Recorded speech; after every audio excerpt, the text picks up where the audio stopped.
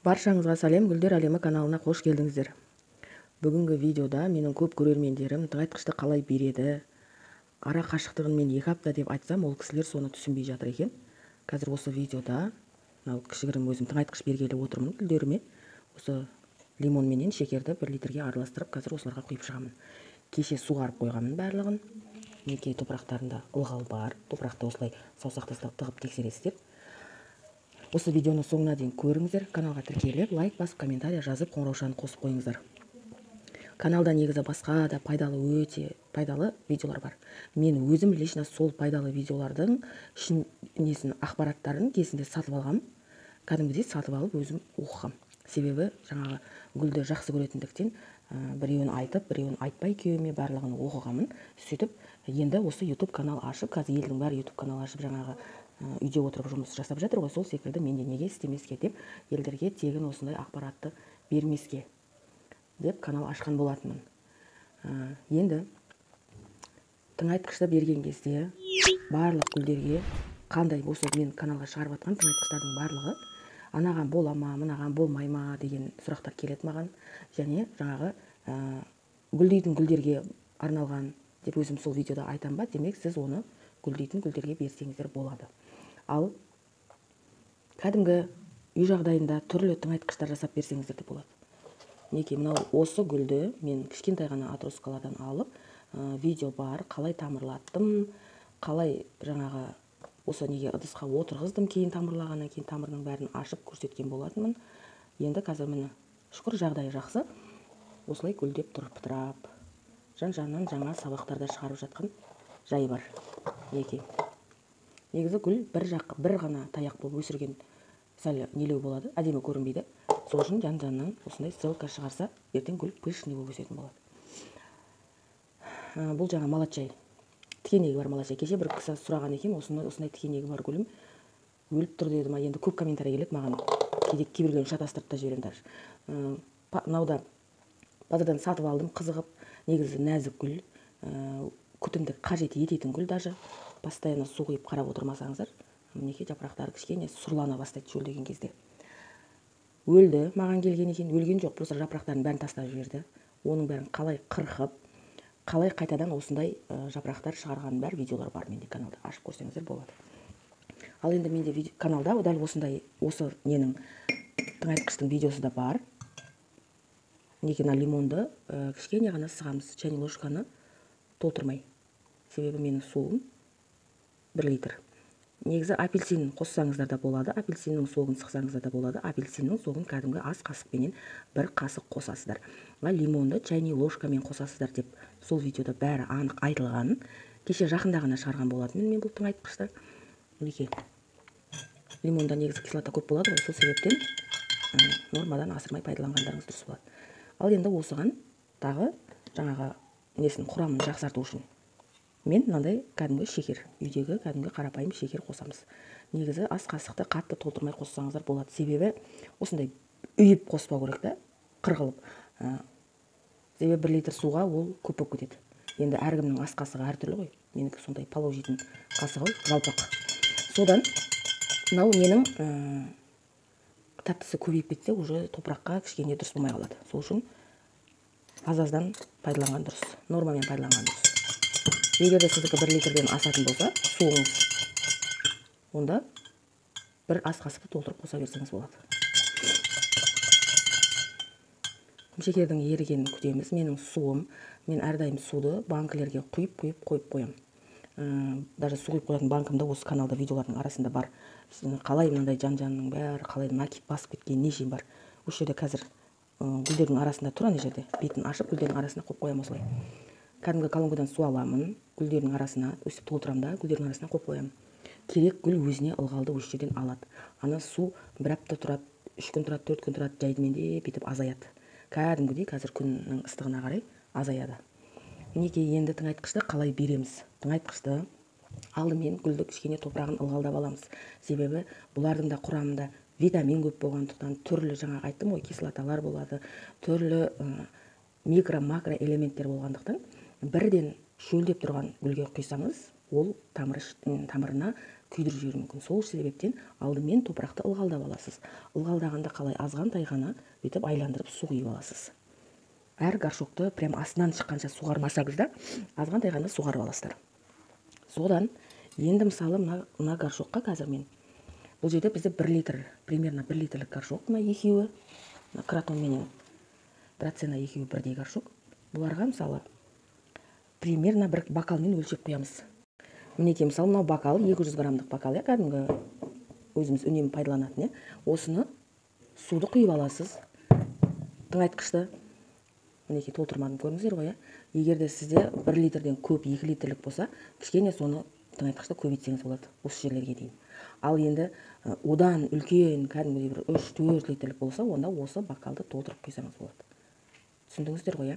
2 аптада 1 рет пайдаланамыз деген ол мысалы бұндай органикалық тыңайтқыштарды пайдаланған кезде гүлдерді топырағын жақсы кептіру керек. Мынау мысалы осы су осы жерде тұрады, қазір құйдым ғой тыңайтқыш, топырақ ылғал болып тұр қазір. Енді осы кепкен сайын топырақ ылғал астына түседі. Сол топырақ кепкенше күтесіздер. Мынау примерно бір аптаның ішінде кебеді негізі. Бір аптаның ішінде кепкен кезде уже шөлдейді ғой гүл. Гүл шөлдеген кезде кәдімгі қарапайым су құя бересіз. 2 аптаның ішінде бір пайдаланасыз деген сөз, ол апта сайын гүл шөлдеген сайын осыны құя бересіз деген сөз емес. Или болмаса 2 апта сайын осы тыңайтқышты құясыз деп айтсам, мен мысалы кейбір көрермендер маған айтады, сонда 2 аптаның ішінде гүл шөлдеп қалса, оған вообще су құймау керек па дейді. Жоқ, су құя беріңіз гүліңіз шөлдеген кезде. Бірақ мысалы қазір мен құйдым, 1 аптадан кейін мынау кеуіп кетеді. Себебі горшок әлі кішкентай горшок. Горшок кішкентай, мен Драценамның тамыры толып тұр. Сол кезде сол үшін менің топырағым тезірек кебеді. Одан кейін менде топырақтың құрамында қарасаңыздар, міне көп пайдалы нәрселер бар. Сол себептен мынандай угіль бәрі бар, в общем, короче. Перлит, мынау ақтар не ол деп сұрайды менен топырағыңыздың арасында. Перлит ол да топырақты рыхлый қылып тұрады. Рыхлый деген кәдімгі борпылдақ қылып тұрады. Ал енді осы құйдым, 1 аптаның ішінде кеуіп қалды. Кеуіп қалды ма, мен уже кәдімгі қарапайым әшейін таза су құямын. Кәдімгі бөлме температурасында тұрған, хлоры ұшқан, сақталған сондай су құямын. Сөйтіп, ол өткен аптада тыңайтқышты, бұл аптада уже жаңағы кәдімгі қарапайым, келесі шөлдегенде қарапайым су ішті. Енді қарапайым су ішкеннен кейін тағы келесі шөлдегенде уже осындай тыңайтқыш жасап беруге болады. Алдымен топырақты кішкене ылғалдап аласыз да, аз ғана осындай сумен ылғалдап алсаңыз болады. Сөйтесіз да, ол сіңеді, сіңгеннен кейін бір 2 сағат күтесіз. Мақұл, 1 сағат күтіңізші, 1 сағаттан кейін осы тыңайтқышты құйсаңыз болады. Ылғалдай салып, артынша тыңайтқышты құймаңыздар. Топыраққа жақсылап сіңіп алсын сіздің құйған суыңыз. Сол кезде ғана тыңайтқыш бересіздер. Мінекей, мынаған да дәл сондай көлемде құямын. Одан кейін жан-жанына айландырып құйып шығыңыздар. Себебі бір жақтан құйсаңыз, сол жерге ғана мынау тыңайтқыштың несі сіңеді, ар жақтағы тамырға жетпей қалады. Суды да дәл солай құйсаңыздар болады. Ал енді кішкентай горшоктарға келетін болсақ, дәл мынандай топырағы азған-таяқ горшоктар тез кебеді. Даже жаздың күндері 1 аптаға жетпей кеуіп қалады деп айтсам да болады. Мынаның горшогы бұдан сәл үлкендеу. Көрдіңіз ғой? Әдейі мен бұл гүлдерді не үшін алып отырмын? Осы горшоктың көлеміне де байланысты. Гүлдің шөлдейтіні. Топырағы көп болса, ұзақтығы тұрады. Топырағы аз болса, тез шөлдейді гүл. Сонда сіз не істейсіз? Осы апта тыңайтқыш құясыз. 3-4 күннен кейін ол шөлдейді, қарапайым су құясыз. Негізі гүлдейтін гүлдерге апта сайын берсеңіз болады да тыңайтқышты. Не болмаса жаңағыдай 2 аптада бір берсеңіздер болады. Тағы да менің бір көрерменім жазыпты кеше, негізі круглый год дейді ғой, жаңа жыл бойына осындай тыңайтқыштар берсек бола ма дейді. Жоқ, болмайды. Гүлдер қыстың күні демалады. Күн қысқарады, жарық азаяды. Содан кейін бұлардың да өсу процесі баяулайды. Сол кезде бұлар ол сіз берген тыңайтқышты ешқандай қорыталмайды. Сол үшін ешқандай тыңайтқыш берудің қажеті жоқ. Мақұл, қазан, қараша айларынан бастап уже тыңайтқышты азайтасыздар. Ол кезде уже суды да құюды азайтасыздар. Неге? Себебі ол кезде ылғал көбейеді, жауын, шашын болады. Ол ылғал үйдің ішінде де болады. Сол кезде біздің топырағымыз дұрыс кеппейді. Егер де сіздер тура жаздағыдай апта сайын суғара беретін болсаңыз, тамыры шірейді. Көп гүлдер ауа райы өзгерген кезде ауырады. Мысалы, қазір жаздың ыстығына енді бар шамалар келгенше шыдап тұр. Күзге қарай өзгереді ауа райы. Сол кезде ауыратын гүлдер де бар. Ал кейбір гүлдерді біз өзіміз ауыртамыз. Жаңағыдай топырағын кептірмей суғарып өзіміз ауыртамыз.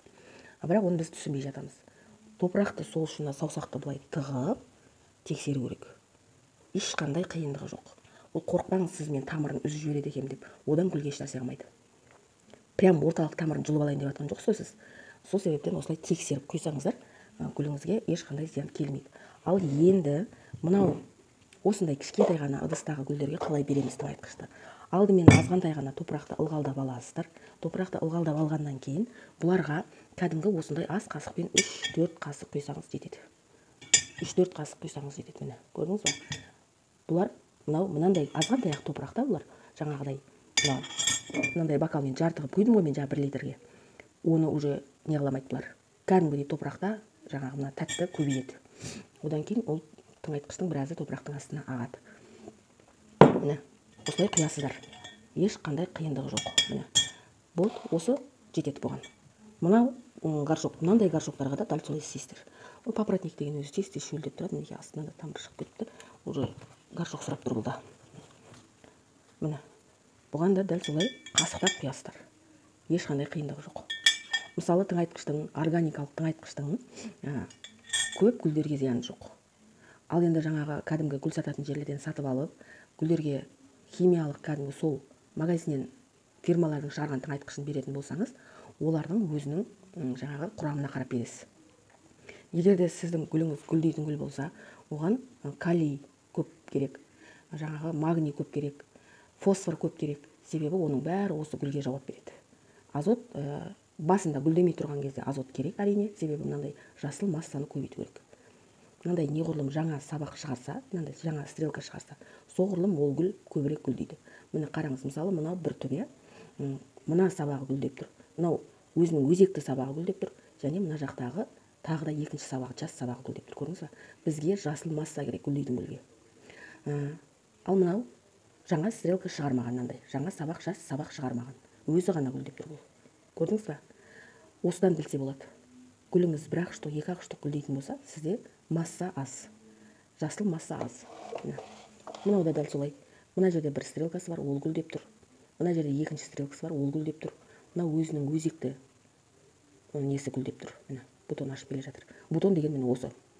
Менің көрерменім қайта-қайта жазады біреу. Бутон деген не? Бутон деген. Бутон деген міне осы бүршік. Осыдан мынандай гүл ашады. Міне, осындай гүл ашады. Көрдіңіз ба?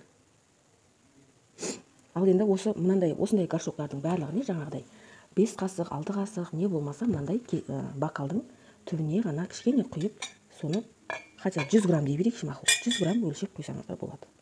Міне. Көрдіңіздер ғой? Дәл осылай құйып шығасыз, болды. Міне. Әр горшоктың өзінің көлеміне қарап құю деген осы. Егер де горшогыңыз 2 литр, 3 литр болса, мына бокалды толтырасыз. 2 литрден асса, 3 литр болса, бокалды толтырып тыңайтқыш құясыз. Мейлі ол дрожь болсын, мейлі ол жаңа қызылшаның суы болсын, мейлі ол картошканың қайнаған суы болсын, жұмыртқаның қайнаған суы болсын, барлығын сол горшоктың көлеміне қарап құясыз. Менің бүгінгі видеом түсінікті болды ма? Егер де түсінбеген жерлеріңіз болса, комментарияда сұрасаңыздар болады. Видеоның соңына дейін көргендеріңізге рахмет. Мінекей, менің өзімнің гүлдерім. Кішкентай ғана отросткадан өсірген.